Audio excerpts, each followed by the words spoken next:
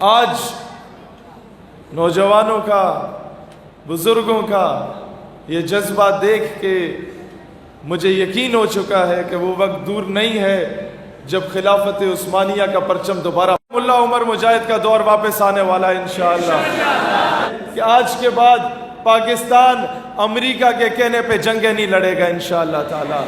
آج کے بعد پاکستان اپنے فیصلے خود کرے گا، اور جب یہی جذبہ رہا تو انشاءاللہ تعالی پاکستان وہی جہاد کرے گا جسے جہاد کہتے ہیں انشاءاللہ تعالی۔ کشمیر کا فیصلہ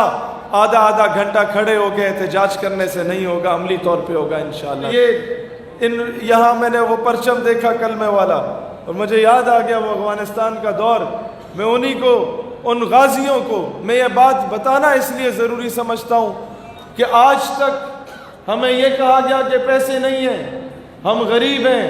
ہم منگتے ہیں، ہم FATF کی زد میں ہیں، ہم IMF کی زد میں ہیں، ہم ورلڈ بینک کی زد میں ہیں، ہم کس طریقے سے امریکہ کو آنکھیں دکھائیں گے۔ غریب ملک ہیں، وہ پشتوں کی ایک مثال ہے، غریب کو پیدا شوے کو بغیرات اچھا کرے، کہ غریب ہونے میں اور بغیرت ہونے میں بڑا فرق ہے بھائی جان۔ غریب ملا عمر مجاہد بھی تھا، غریب افغان طالبان بھی تھا، اس کے پاس ہتھیار نہیں تھا، اس کے پاس یہ سوٹیاں تھیں،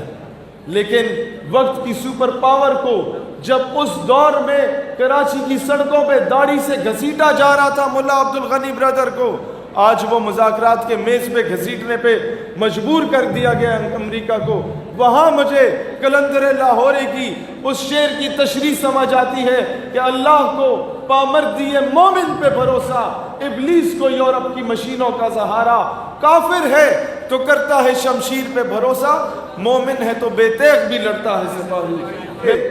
انہی مجاہدین کی نظر کہ ہم تختہ و تخت میں سے ایک چنا کرتے ہیں، ہم عجب شان سے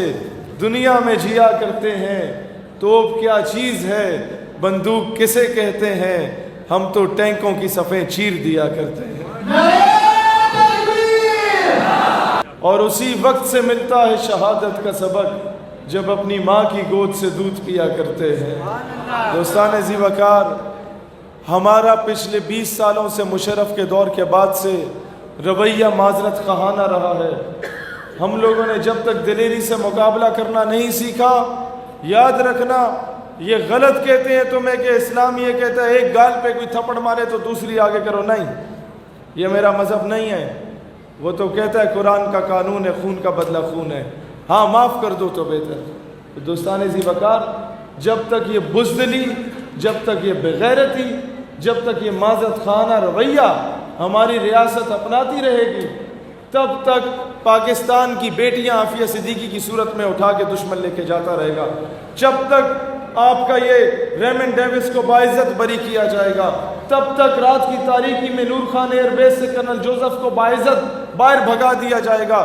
آج ضرورت اس امر کی ہے، ہم حکام بالا سے بھی کہتے ہیں کہ خدا کا خوف کرو۔ یہ قوم بجلی نہیں ہے نہ ملے، پانی نہیں ہے نہ ملے، گیس نہیں ہے نہ ملے، ہم گھاس کھانے کو تیار ہیں، لیکن امریکہ کا وہ جو ایڈ ہے اس پہ ہم لعنت بھیجتے ہیں، لعنت بھیجتے ہیں، لعنت بھیجتے ہیں، وہ ہمیں نہیں چاہیے۔